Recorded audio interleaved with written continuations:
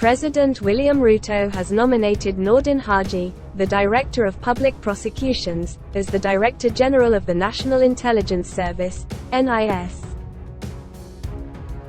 This comes ahead of the retirement of Major General Philip Wachira Kamaru, who has held the role since September 2014. If Haji's nomination receives approval from Parliament, he will return to the National Intelligence Service, where he previously served as the Deputy Director of the Counter-Organised Crime Unit.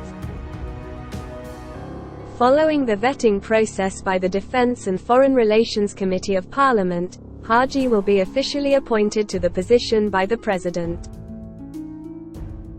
According to a statement by Felix Koske, the head of public service, the President has submitted the nomination to the National Assembly to comply with the legal requirements outlined in the Constitution and the National Intelligence Service Act. Noordin Haji holds a Master's and Bachelor's of Law from the University of Wales, Cardiff, as well as a Master of National Security Policy with merit from the Australian National University. To get more news, leave a like and comment below this video. Also don't forget to subscribe.